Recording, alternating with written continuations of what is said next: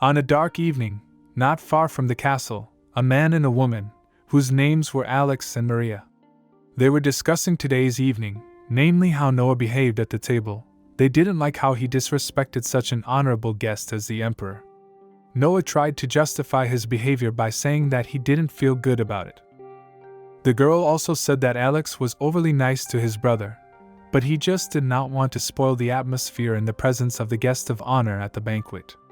In any case, Maria didn't like it much. The meeting of these people was far from the first. Once Alex came to this woman and asked for help. The guy offered her to be his sponsor. Alex was an unhappy man who had lost his family at the hands of his own younger brother. The guy claimed to the girl that he would be the best sword in her hands as she agreed. In fact, if Alex just wanted to survive, he could have chosen many other options how to do it, but whatsoever chose to come to Maria. Then the girl agreed. It would be very stupid to give up the faithful dog that came with a plea for help. But she wondered why the guy had chosen her. The guy answered he wanted to make sure that he could really protect people well. After hearing his answer, the girl couldn't understand if the guy was very smart or just stupid. But now after all this time, the girl managed to realize what the guy really meant. He wanted to protect himself from Noah by the fact that he was now in Maria's service. The boy lowered his eyes and said it was true. In any case, Alex's anti-Noah attitude was to Maria's advantage. She, too, felt that Emperor Noah's faithful dog should be destroyed. Alex gladly agreed to that. In fact, the fact that Noah was the Emperor's loyal dog was not the main reason why Maria wanted to get rid of him. Her heart told her that this guy was the biggest danger to the entire empire. So she had clearly decided to take his life, no matter what it took. In the meantime, he arrived in his carriage and went towards the castle. At first glance, he did not feel well. His assistant, whose name was Sophia, tried to help him, but the guy assured her that everything was fine and he needed a little rest. Then the guys smelled the smell of burning. Everything had been fine when Noah had left. In the short time he had been gone, someone had let the castle fire so badly. There were also high knights on the grounds. It wasn't clear what they were even doing here yet. He began to think that it was just an illusion because of the great stress he was under. But these thoughts quickly went away, because the heat that felt on his skin was definitely real. So Noah quickly went to the people and started to figure out what was going on here. He asked the question since when his house became a zoo for rabid dogs and took a bomb in his hands, then set it on fire and prepared to throw it at the ill-wishers. His assistant begged him to do so, but the guy was unstoppable and threw the bomb in the direction of his house. But it didn't land in the house, it landed somewhere off to the side of the garden. The explosion was very powerful. Noah looked at the whole thing and couldn't understand why the hell those rabid mutts had forgotten. After the explosion, Sophia wondered if Noah was okay, but he was so engrossed in what was happening that he didn't even answer her. The bomb hit the garden for a reason. It was all thanks to some guy who had intercepted it and thrown it the other way, a real hero. In fact, no one knew that there were any outsiders left in the house at all, so they were surprised that that guy managed to survive even after the bomb. He had a Revolutionary Army symbol on his arm. How did it even get here? Noah didn't hesitate and immediately came up with a good cover story. The revolutionary bastards had come to his house and set off a bomb, so he had to act quickly to deal with them. But still the guy wondered why they had come there. Noah was sure that the higher knights had joined the official knights of the empire. Wasn't that the case? Had they just been kicked out of the alliance because of how much trouble they were causing? But immediately these thoughts were disproved. Two young high knights ran up to Noah and started hugging him like his best friend. They said they may have caused some trouble, but no one had kicked them out. Noah ordered them to let him go immediately. After that, Sophia put them in front of her and started telling them how to behave with the count. These guys were the only ones who allowed themselves to treat him that way. As it was, Noah treated these guys with great caution. After all, they were from the Revolutionary Army. Not long ago, this army attacked his carriage, and today they ambushed Noah's home and attempted to destroy the High Knights, who are known as Noah's personal knights. Apparently, these men wished to take his life, but what has he done to them? Then Noah noticed there were still people from the enemy army left in his territory and were trying to save each other. Since the Count really wanted to get more information about the Revolutionary Army, he had to catch at least one of them alive. Suddenly, someone got a hold of these guys and started beating them badly. After he got through with them, he went straight to Noah and said that he was delighted with him, because he didn't even realize that the Count would be able to throw the grenade back. But he was very confused. It had only been half a day and Noah looked very tired.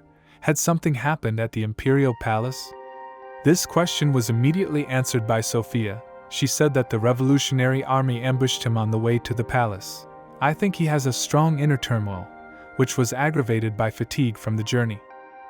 The man said he would take care of everything else, so Noah could safely go rest. There are 3 people standing in the way of the emperor.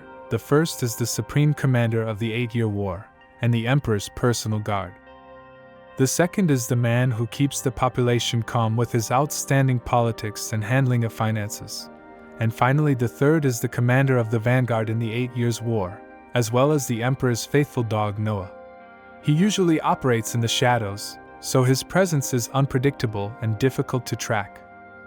This time he was out on a monster extermination mission, but who knows what mission he signed up for behind closed doors. For the revolution to succeed, Noah must be eliminated. Despite today's failure, the Revolutionary Army does not give up and wants to fight to the end. The people who were captured, under no circumstances did not give up their position, even when they realized that because of some wrong word their life could end. They could even calmly call people from the enemy army as dogs.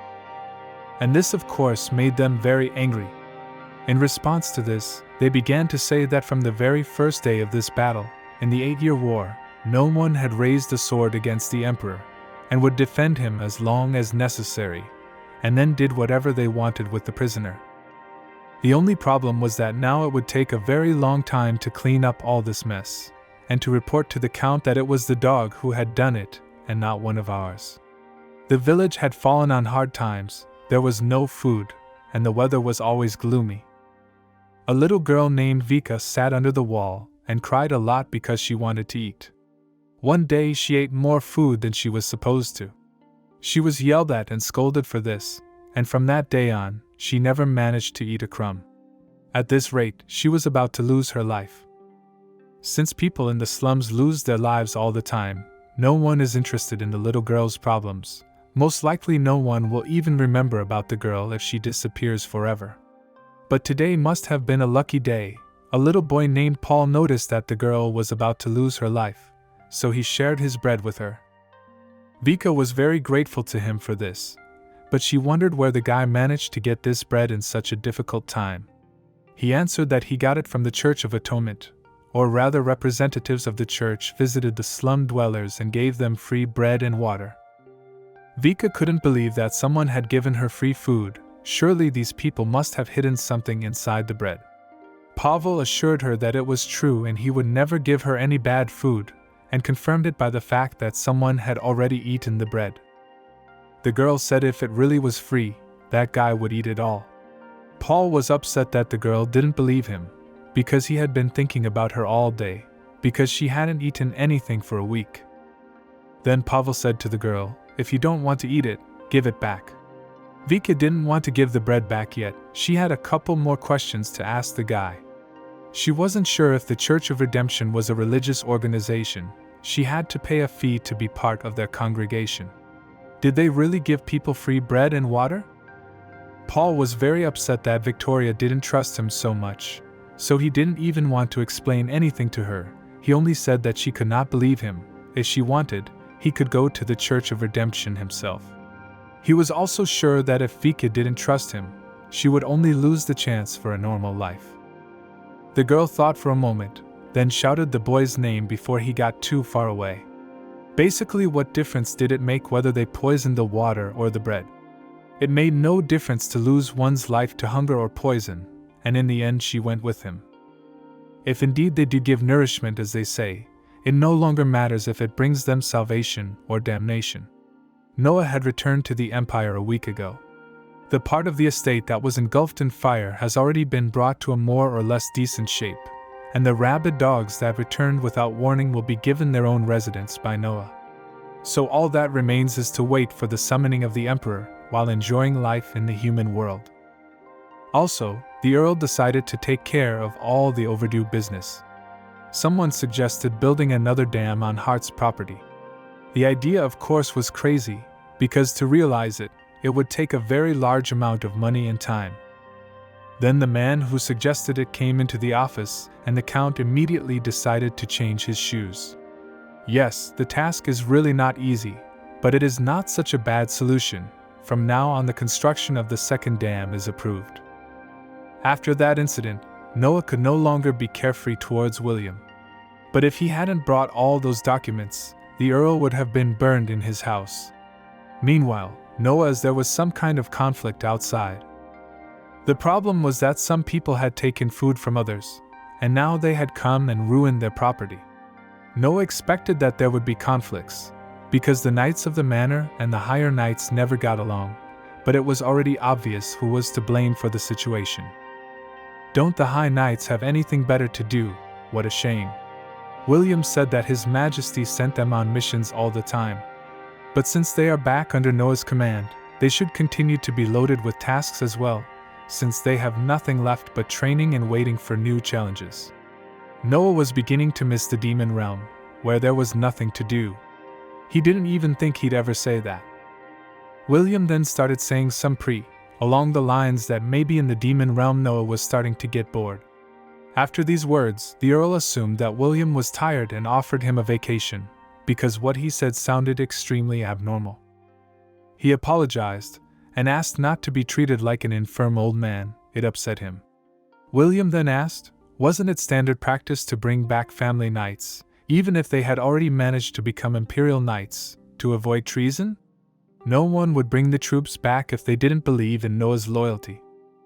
Of course, on the one hand, one could think so, but on the other hand, it was likely that they just couldn't control them. After all, mad dogs wouldn't become docile under the Emperor's rule. But there was also another issue, which was the reason why there were so many backlogged cases. Noah before the Emperor of the Heart Manor, and was only temporarily taking care of everything. It wasn't clear why so much work had fallen on him. If the Emperor was so worried about Noah, then let him take all of these lands for good. William realized that Noah was not aware at all. The Emperor had transferred ownership back into his name. The Count was shocked at this information. It was the first time he had heard of it. So William added that the official document about it was around here somewhere. Noah was very angry and said that he would not leave it at that. He had to pay the Emperor a visit as soon as possible. Then the guards informed the Count that two very distinguished guests had come to see him, the Crown Prince and General Ethan. It surprised Noah that such serious people came here at such a time, and without notice, it was quite strange. But the interesting thing was that Noah had never liked the general. Meanwhile, these honored guests were already inside and looking at the house. The first thing that caught their eye was the family portrait. Despite moving to a new house, Noah still took it with him. Noah thanked the boys for their visit and suggested that they go sit in the living room. The guests kindly agreed and apologized for coming uninvited. They said they urgently needed to talk. The Crown Prince had been talking to his sister Katia earlier, and he had told her that the Honorable Count had caught the Revolutionary Army alive, who had ambushed him. Then he noticed that his sister frowned a little when she heard the story about Noah. For some reason she was sure that Noah never wanted to see her again, and that all her efforts would go to waste. The fact was that she wasn't entirely indifferent to Noah. The Crown Prince smiled and said that her sister's efforts were basically not serious. This of course pissed her off, and she started demanding her brother to recognize her as beautiful. The girl thought she was a real princess, but had never seduced anyone in her life. Is it because of her inexperience in this regard that she is not getting anywhere? Katia, through her tears, started to say that she didn't want to bring trouble to anyone. She remembered when the Count started spitting red liquid. Her brother smiled and said that it was definitely not because of you, even though Katia jumped on him with a hug with all her might. Katia wanted to apologize to him personally for this unconsidered abrupt act, and to talk to him alone would not be a bad thing either. But her brother told her that his sister wouldn't apologize to Noah. It would never happen. He wasn't going to talk her out of anything else. Whether the girl comes herself or calls him to you, it will be a scandal. But even better, she could use it to marry him. Katia was, to put it mildly, a naive but essentially stupid princess. The crown prince realized that his sister did not really love Noah, but was just an image that had been created to deceive him. Katia was ready to be together with a man she didn't love, for the sake of the imperial family. If the girl shows him how logical she thinks, her image as a silly princess will make him suspicious, and if Katia wants to end it all before tonight, the crown prince is both hands in favor.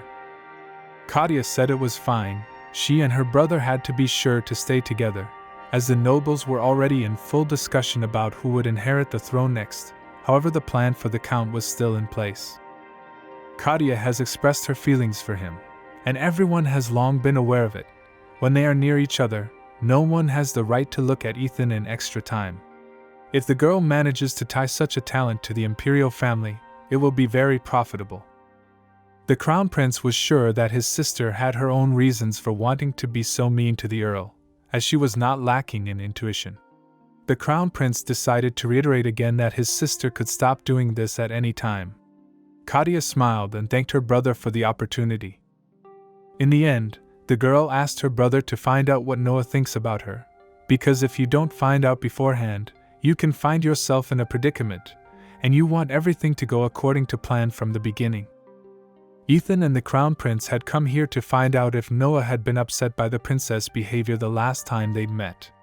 So far, the earl sat there, unable to figure out what the hell these people were doing here. The first thing Noah immediately asked was what brought them here at this hour. The crown prince said he wanted to discuss something in person, and the general also said he had some business to discuss with Noah. As the people who are here are all very busy, the crown prince promised to be brief. Noah realized that General Ethan was ready to just tear him apart with his gaze right now. Not already the general hated him so much. First of all, the crown prince wanted to apologize. Noah immediately interrupted him and said that if it was for a surprise visit, it was nothing. They apologized for that too, but now the crown prince is speaking specifically for the incident at the banquet. That day the princess was incredibly rude to Noah. Somehow she accidentally hit the earl so hard that he needed medical attention. The crown prince said he seriously reprimanded her for that incident, so it shouldn't happen again. Noah said, a rather trivial event for an apology. The crown prince was surprised by that. He was glad the earl wasn't angry about that incident.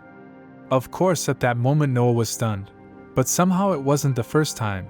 Besides, it was a display of warm feelings, so how could one be angry? Then the crown prince finally got to the point. He wanted to ask Noah for a favor. The count was so curious about what favor the crown prince wanted to ask him that he even showed up in person. But as it turned out, he had just offered to be friends. Noah decided to ask what that request meant. The crown prince said that he just wanted to be closer, but the count was always busy and because of that they couldn't see each other often. Noah couldn't believe that the crown prince had traveled such a long way for this request. The title of crown prince is too heavy. For a squatter, there is no opportunity to even make a friendly visit to a person with whom one wants to establish a relationship, so had to come under the pretext of apologizing for his sister's behavior. Is this kind of offer too ungainly for Noah? The count was struck by such an obvious question. How could he accept such an offer? But because of the general it would be almost impossible to refuse. He looked as if he was ready to take his life right now because of the refusal. Therefore, Noah said that he would consider it an honor to become a friend of His Highness the Crown Prince. The Crown Prince tried to show that he was happy with the answer, and he promised to do everything he could to get closer. In fact, Noah was now friends with the person the Emperor valued most, but there was no great joy on his face. The Crown Prince realized that it was quite a lot of pressure for Noah, but he didn't refuse. He actually turned out to have a very kind heart. The Crown Prince would actually be happy to get along with him. Now the Crown Prince could visit Noah every time he visited the Imperial Palace. They could spar, drink tea, and talk about life.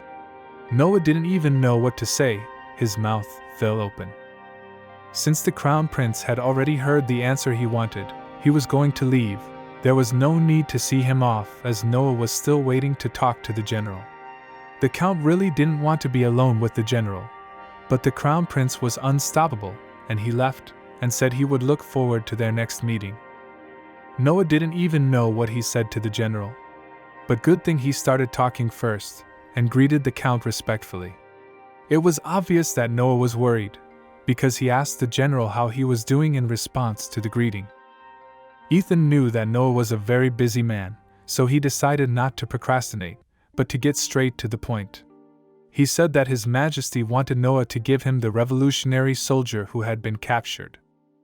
The purpose of this is to find out his identity and figure out their base.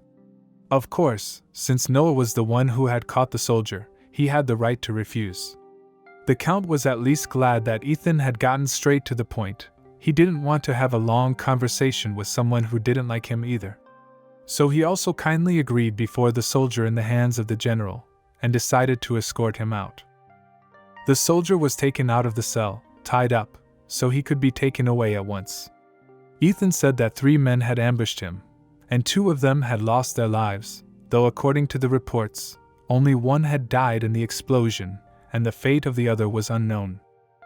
Noah thought the general was going to charge him with something about it, but for now he just asked if the Earl knew how the other man had lost his life. Ethan himself never scorned people for no reason, but when he'd watched Noah during the 8-year war, he'd been able to find out the truth about the Earl and his sudden change of personality. It was the first time the nobleman had been drafted as a common soldier. As long as he was sent to Ethan's squad, he couldn't help but use it. After a while, the boy sat all alone in the barracks, huddled in a corner.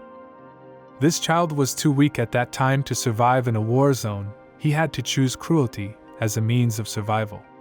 In order not to lose his life, he decided to take the lives of 2 other kids, and it drove him crazy. The guy had been here for 3 days already. He should have come to his senses by now. He'd barely made it through the day. The general told him it was his way of surviving. No one would blame Noah for that, but since the man had decided to make such a decision, the guilt would come with it. Noah was a child who was tormented by guilt after every battle, finally deciding to split his identity. Since he would only do so out of necessity, it would be more accurate to call it nature. The man's nature turned on during hard and brutal battles, thanks to the survival instinct, while his normal nature participated in ordinary battles and memorized only them. Such were his 2 natures. Then the guy couldn't even stand up to the usual guilt of a human being. Ethan once again questioned how the other man had taken his life. I wonder how much longer Noah will continue to delude himself and turn a blind eye to his own actions. Ethan thinks the guy is disgusting because he gave up his humanity. But if this time, Noah decided not to ignore the truth, as he had in the past, then Ethan might change his opinion of him. The guy answered that he hadn't been at the scene at the time, so he couldn't say for sure. From what he had been told, the other man had been dragged away by a pack of wild dogs. Ethan decided to leave and said that he didn't need to see him off, so he wouldn't take up too much time. Noah said goodbye and wished him a happy journey. Of course, the general did not believe in this story, so his attitude toward Noah has not changed. Wild dogs on the territory of the count, it even sounds like nonsense. Also, Ethan was sure that it was the count who had put his hands on the other man, with the help of his more convenient nature to accomplish it. The weakness of someone who carries a huge responsibility on his shoulders can lead to disaster. That's why Noah is truly a dangerous element. Then for what reason His Highness keeps this man with him, there must be a logical explanation. Meanwhile, after this nervous encounter, Noah had fallen asleep and was just now waking up. William stood beside him, determined to just wait for the count to wake up. Noah hadn't been asleep for long, so it didn't take long to wait. William asked how the count was feeling, for he was very frightened when he saw him unconscious, even had to call the doctors to make a small examination. The doctor said that because of his weak body, the reason for the loss of consciousness could be fatigue and stress. In fact, it was to be expected. the Count's blood pressure spikes at least once a day. William then moved on to what he wanted to ask the Earl. He suggested ordering the High Knights to go on a monster taming expedition. It was not a bad idea. The Earl liked it very much. These knights had been making trouble on the grounds of the house. They would probably not calm down much if they released their energy. William knew that Noah would probably agree, so he made a plan of where to take the knights, because there was a nest of monsters near the manor, so they could start there. Noah wanted this campaign to be organized as soon as possible, so that these mad dogs would finally be out of sight at least for a while, and it would be possible to exhale in peace. That was roughly how the Count had envisioned the event, but for some reason they had dragged him along on the hunt, and in the end it didn't turn out quite as planned. Then, purely out of curiosity, Noah asked why he had to be here. He was answered that he wasn't allowed to miss out on such a fun backcountry experience. The Count must be tired of sitting in his office, and the guys knew that Noah was tired of watching them, because they were just causing trouble. After these words, Noah was sure that his army consisted of real lunatics. He could have refused to go, but someone asked him to go. The Ludi threw themselves at the Earl's feet and begged him to go with them on the expedition. They called him part of the higher knights, as the Count could send his knights on the train himself. Generally for the boys this expedition was considered just fun, but for Noah it was not clear how it could be fun to go to destroy monsters near the borders of the Empire. What honor of this proposal was perceived as fun? William, in turn, decided to stay and continue to work on the documents, and he also called this expedition a short vacation. The guys were very upset that not everyone would be able to go with them because of their work.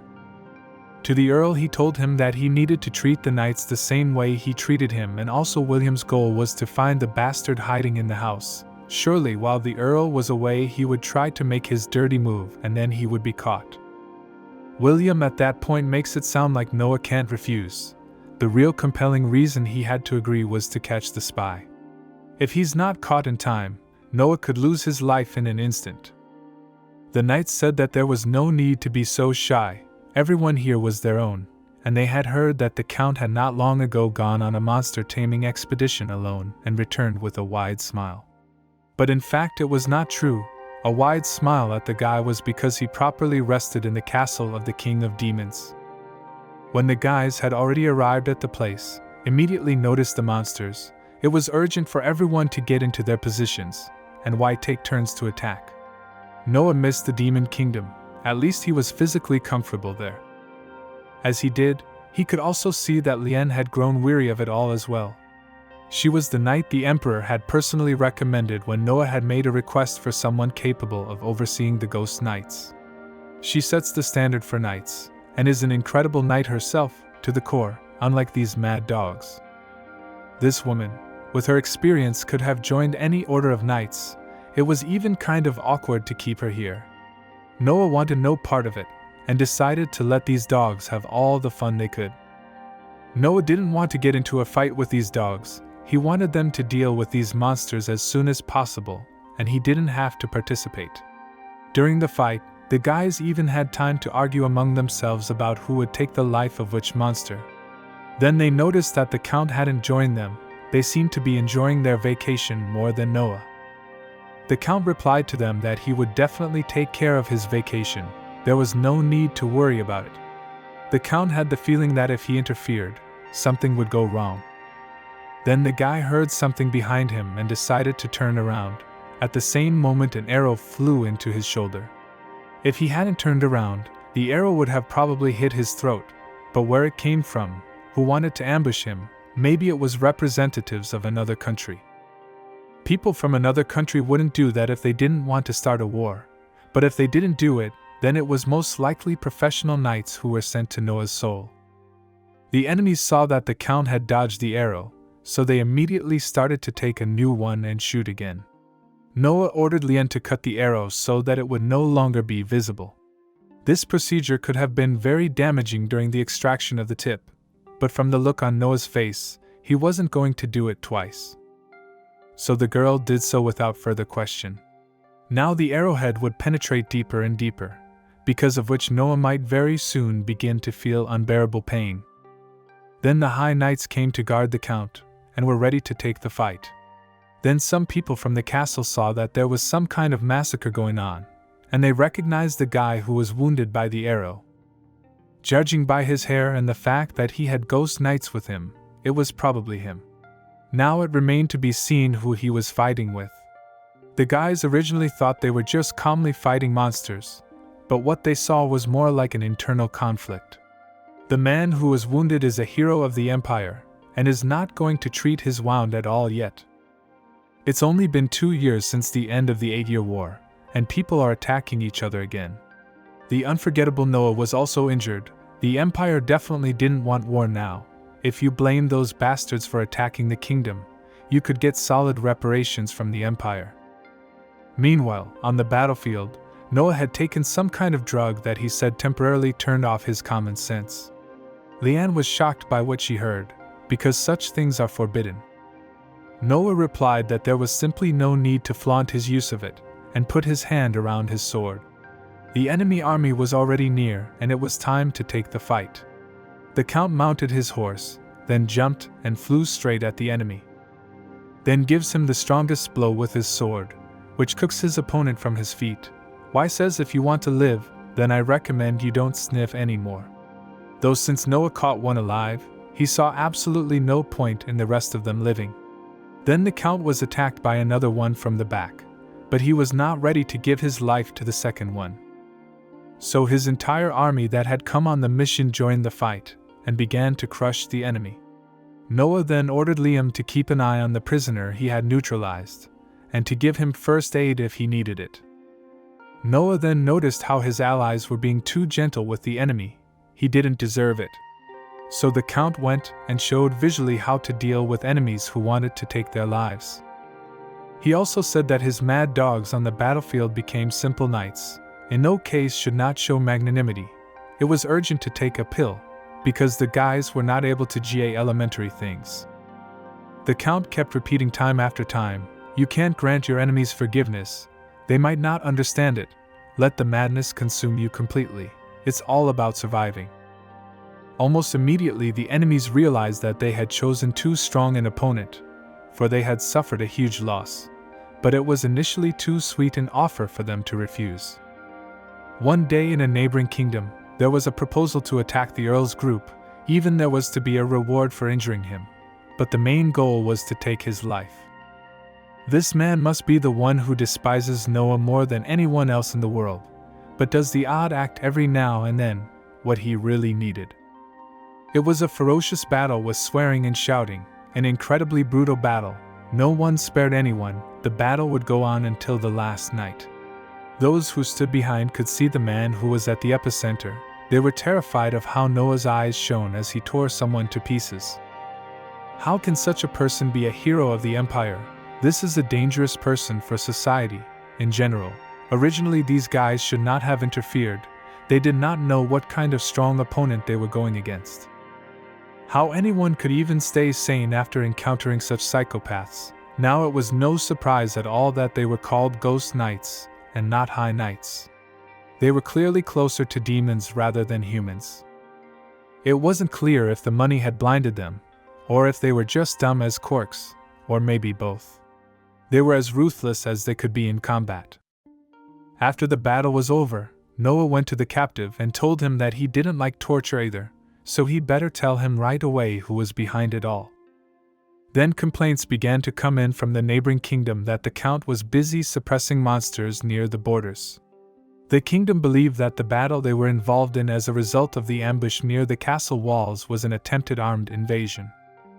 It was also reported that the Earl was shot in the shoulder with an arrow, so he will have trouble using his arm for about a month. And amidst all this, the kingdom is requesting some compensation. These people are too naive. They thought the crown prince wouldn't want to get involved in a war because the count was injured. They have no brains or brawn.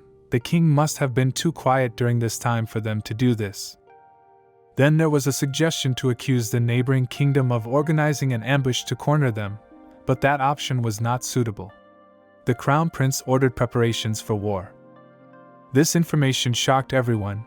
People did not want to go to war because it had only been 2 years since the end of the last war. declaring war would be very costly. In response, the crown prince said that 2 years to rest was enough and they would be able to get money and resources while taking over the territories. Also, the crown prince planned to conquer the continent, so this war was just in time. Conquering the continent was his ultimate goal. Ever since he took the throne by taking the lives of his siblings, he didn't plan on being irresponsible at this point. And that responsibility became a shackle for everyone, so it caused a catastrophe.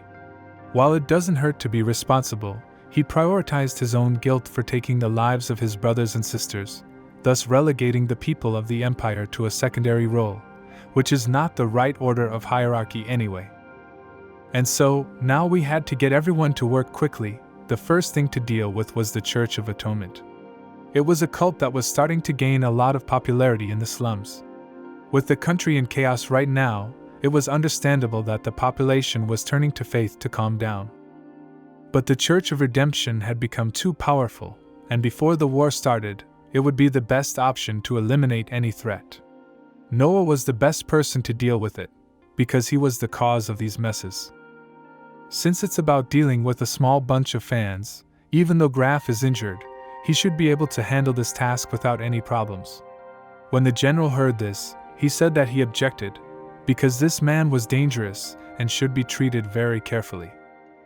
The crown prince realized that the general definitely disliked this guy, but he wanted to know for what reason. The general replied that it wasn't because of his way of fighting. The main reason was that the count had divided himself into 2 personalities. This bastard can't even bear the weight of his own responsibility. Once he comes to terms with reality, the wall he built will crumble to dust. The crown prince was not surprised by this information. He had already been informed about it long ago. Then the general was even more curious as to why they wanted to entrust such a responsible task to the earl. The crown prince answered that Noah would make the decision anyway, and even if something went wrong, it would be his responsibility. Ethan could not understand how he could talk about it with such great ease, because it was all very serious. It was all nonsense to the crown prince. He saw no harm in it, and was more interested in hearing the general try to change his mind with facts. His goal was to become a great ruler for those he valued. Also on this one, the general was forgiven his current lack of respect, as they are not so incompetent that they would not forgive the mistake of a loyal subordinate. In response, the general asked for forgiveness. The crown prince then said that he understood Ethan's concerns, so there was no need to worry, because there was one good reason to keep the count around. One day, Noah came to the crown prince and asked him for permission to destroy his family. At that moment they were ruled by a crystalline sense of no guilt and rage. He had nurtured his hatred for his family for 8 years, ever since he was sent to the front at 14. So when he was finally recognized for his service and was able to stand before the emperor, he wished for nothing more than revenge.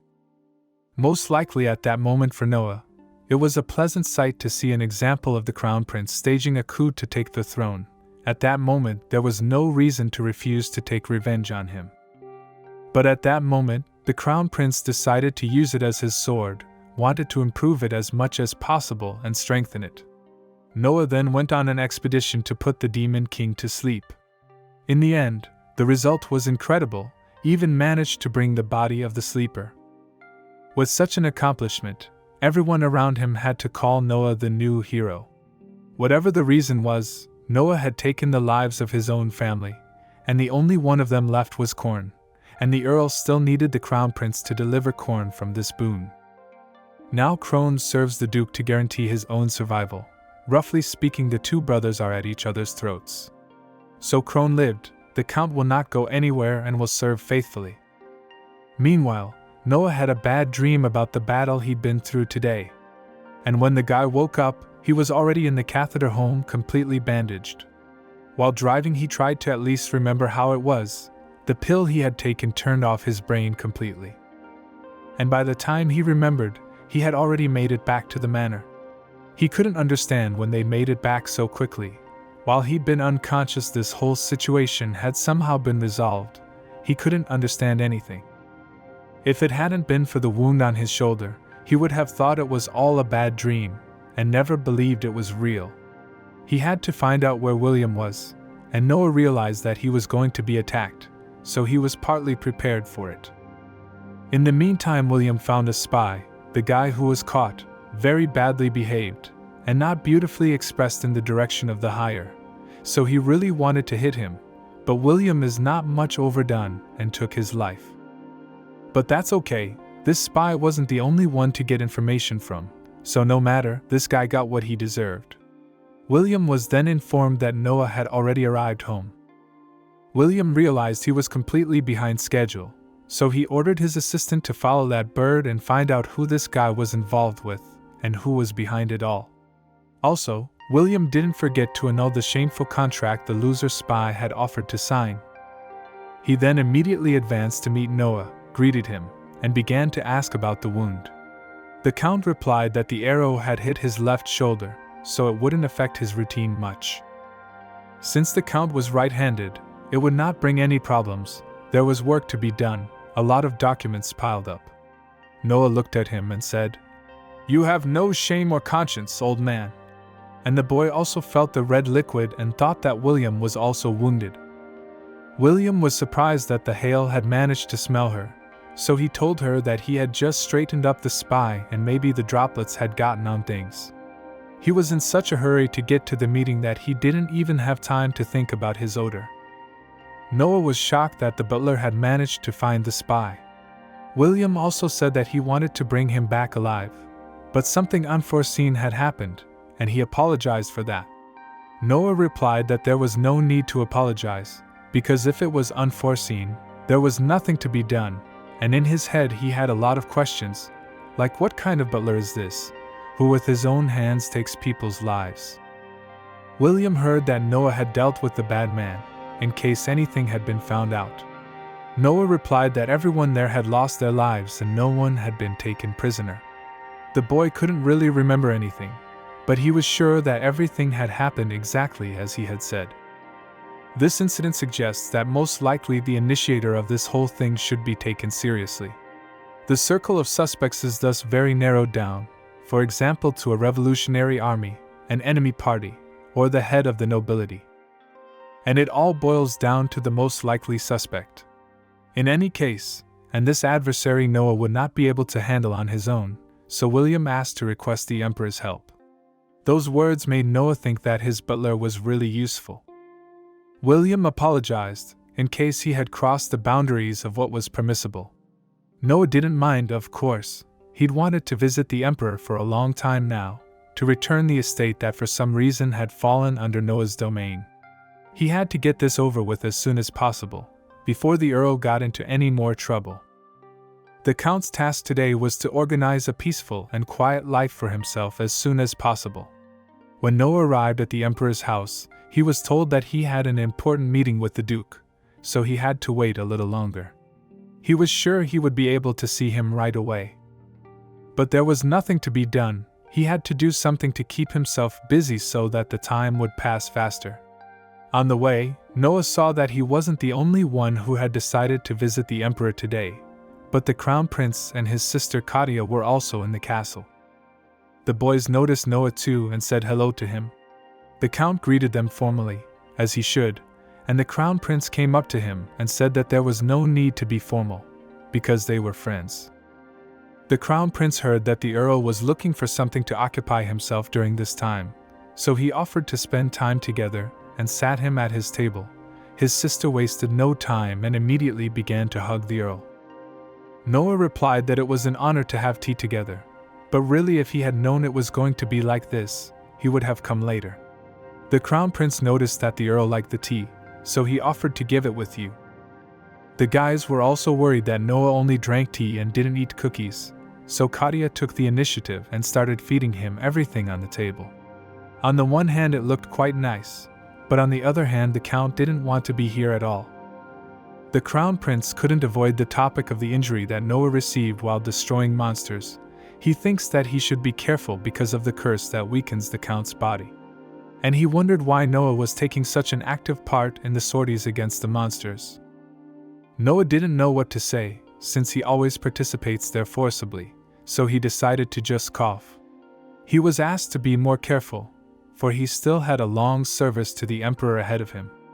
It sounded rather ominous. The Count planned to be free of his duties as soon as possible and live at his pleasure. The Crown Prince said that he and the Emperor were only 8 years apart, so perhaps he should prepare to retire at the same time as he did. The Count choked on his tea at these words, but this time it was not on purpose. He didn't understand what the Crown Prince was saying. The Count didn't like to discuss politics and didn't even want to hear about it. The Crown Prince also said that he would only take the throne if something happened to the Emperor, but he hoped that would never happen, because the Emperor was like a brother to the Crown Prince, and he only wished him happiness. Noah knew how much the Crown Prince and his sister actually respected the Emperor's uncle. If one remembered what the Crown Prince had done to his brothers, sisters and their children, it would be very hard to imagine the calm existence of the Crown Prince and Princess without any incidents. To hear that they had no hatred for the Emperor was very strange. But there's a reason for that. The very first prince was the father of the Crown Prince and Princess. He was very kind, unlike most of the imperial family, kind even to the 9th prince who had no hope of claiming the throne. Until the very end of his life, he would visit the 9th prince with his children, so they valued each other like siblings. Their relationship was even more than a family relationship at times. People also say this interesting thing: if the first prince was alive, the 9th prince would never have picked up a sword. Then the Crown Prince took Noah's hands and said that they were worried about the Emperor. He was carrying all the weight on his shoulders alone, so they asked him to take care of him. Katya said that the Crown Prince was overburdening the Count. She was sure that he knew perfectly well what he had to do. The Count was very tired of these conversations, so he quickly finished his tea and said that he was going to the restroom. The boys immediately realized that Noah had run up. This conversation was too much for him. It was all part of their devious plan. Regardless, the Crown Prince was frank. Something is definitely lurking beneath the deceptively calm surface of the water. The tip of the sword always pointed towards the Emperor's side. If things continue like this, the Crown Prince may never take the Emperor's place. His sister has promised to help him get the throne, and at first the nobles will resent him and demand action against the Crown Prince. It wasn't known when they would take action on the provocation, so a solution should be prepared in advance. The Emperor really needs someone who will unquestioningly be on his side. Since Noah is an outstanding person, his participation alone on the Crown Prince's side will help turn the situation around. That's why Katya has to talk him into it. The boys hoped that the Honorable Count would become a loyal ally of the Emperor, so loyal that no matter who stood in the way of the Emperor's service, be it even a member of the nobility, he would be able to take their lives without question. Meanwhile, Noah wandered around the castle and couldn't find the restroom. Since the guy always left immediately after visiting the Emperor, he didn't realize at all where he was right now. Suddenly, a man comes out of one of the rooms, apparently very frightened. Noah was used to people running away at the sight of him, but he couldn't let that happen now. When Noah approached, the frightened guy asked what he could do to help. The Count really needed help, so he tried to be friendly, made a nice smile and asked the guy if he knew where he was now. Instead of answering, the scared guy pulls out a blade and falls for the Count. He managed to strike a precise blow and hurt the Count's arm. It was very unexpected, because Noah just wanted to know where the restroom was. After that, the boy tried to run up. But after a couple of meters, he fell down. As it turned out, it was probably some spy. He was very frightened by the question of "Do you know where you are?"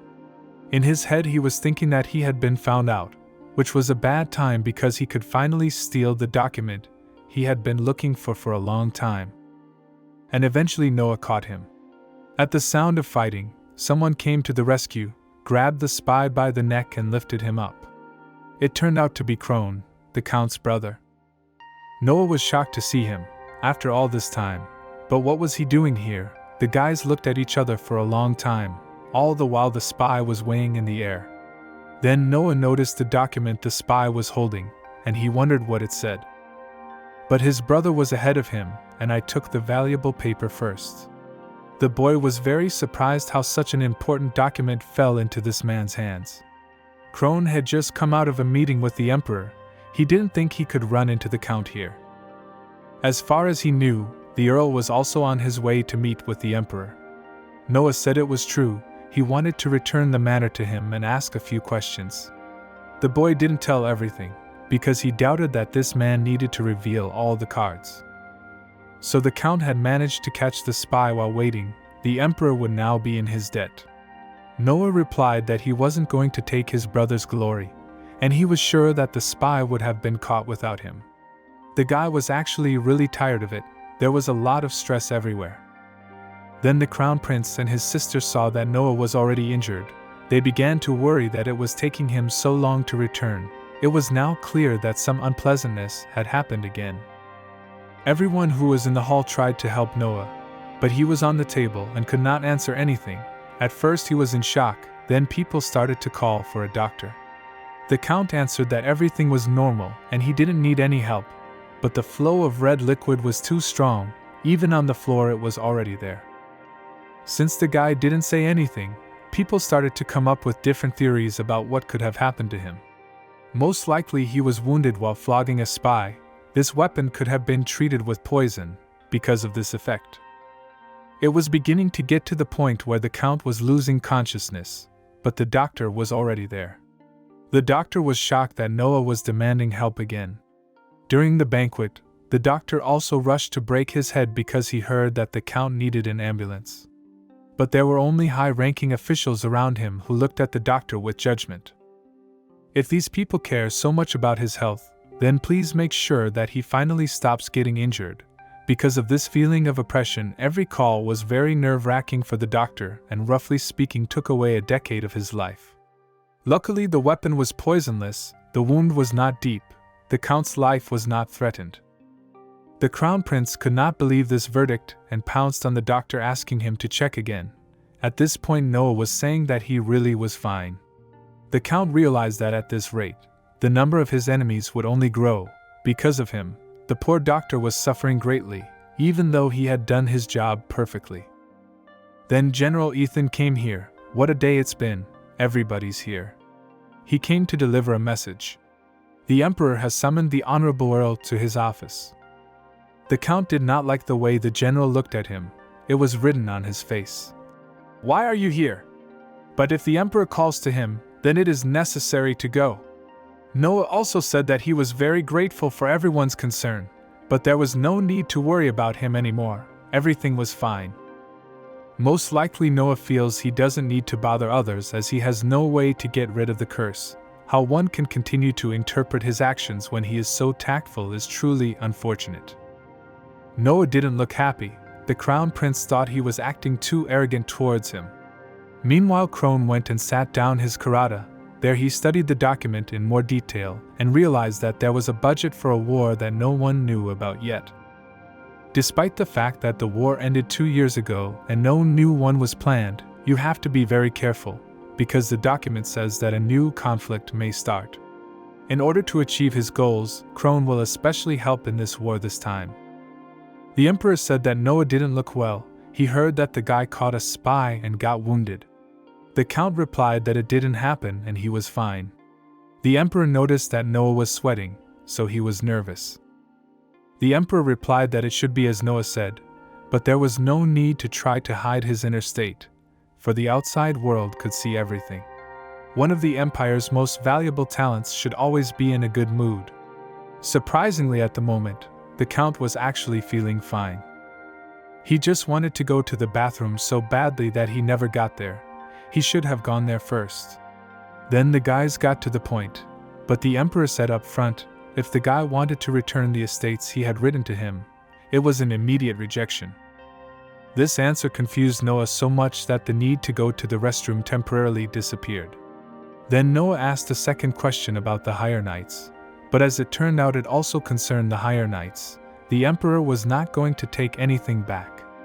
Then the question of resignation came up, but here too Noah received a refusal.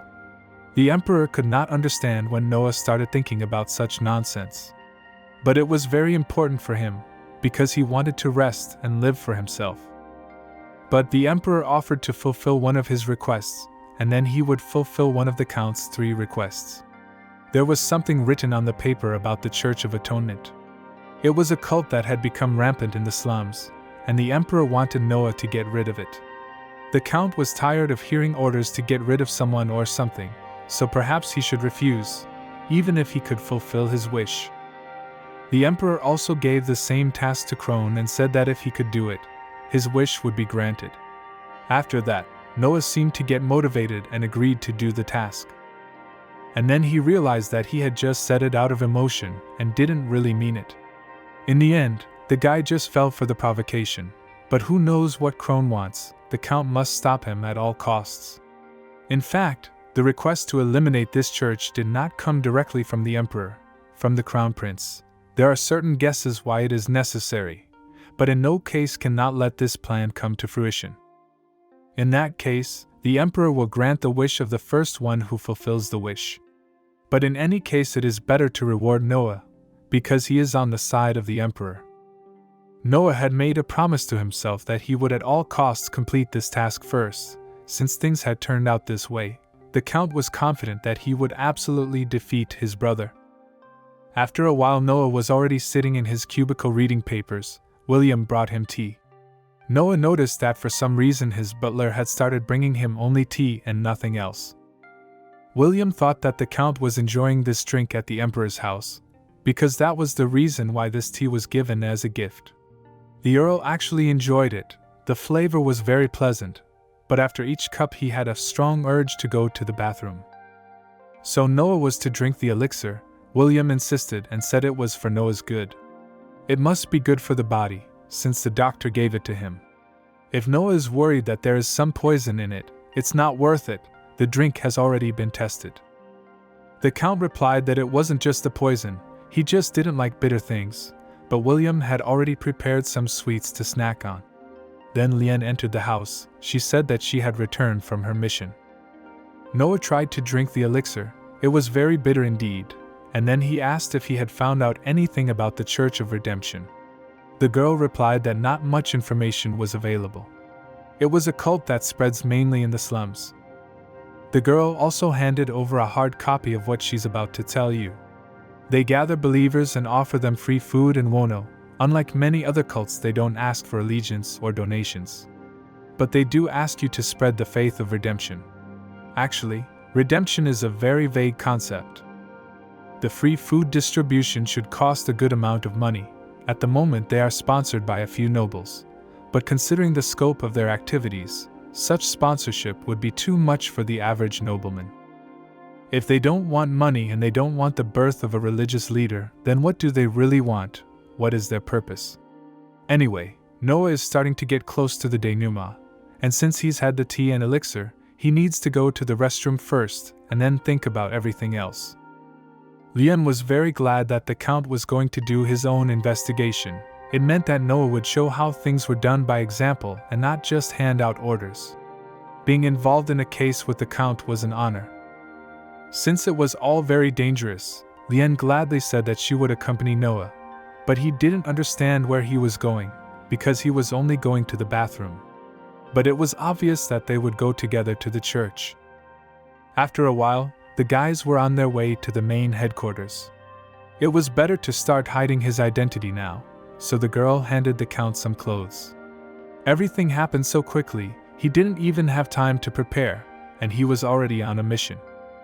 Then the guy said he had to go to the bathroom, so as not to make the same old mistakes. Lien noticed that something was wrong with the count, so she ran after him at the last moment.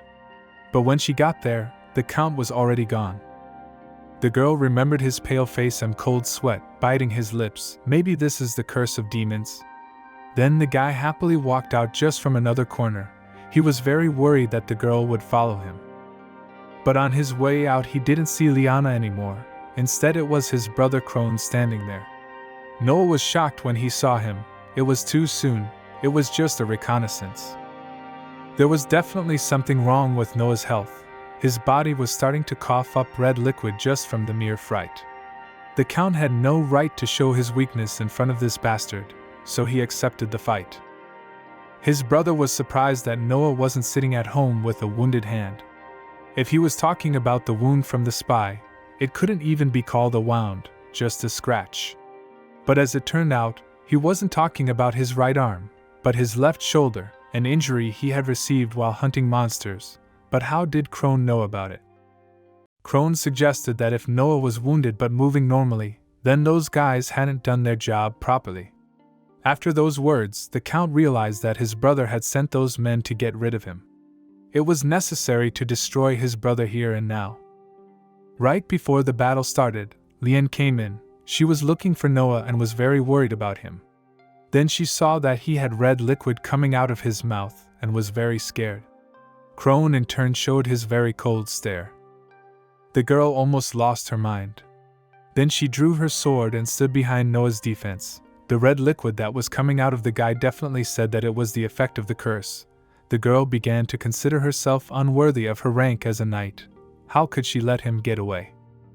The girl seemed very familiar to Crone. He remembered that she was the commander of the knights. Noah apologized to the girl and said that he had to deal with his brother first, and only then could he go on. He asked her to step back and not interfere at all. It would have been fine if Lien had handled Crone herself, but this guy is considered a hero of the Empire. The advantage was definitely not on her side. Instead of starting the battle, Crone started asking some questions, but Noah didn't want to answer them at all. His brother said that Noah would get really involved with the church, and he would be in big trouble. Of course, it was nice of his brother to worry about Noah when they had already hired a man to hunt the Earl's soul. In reply, he said that Noah should have spent the rest of his life in peace, and not be flattered by all sorts of things. I wonder how long the Count would have to endure. He had been born with a weak body, and had even received a curse from the Demon King. Crone did not know what he was doing, but for some reason he was sure that the Count had not long to live. In principle, given this fact, he was willing to wait until the Count himself was gone. The Count, for some reason, began to cover himself in mud. He wanted to offer it to Liana as well, but she was a noblewoman. For her it was not allowed at all. The girl realized that she needed to support the Count and do the same.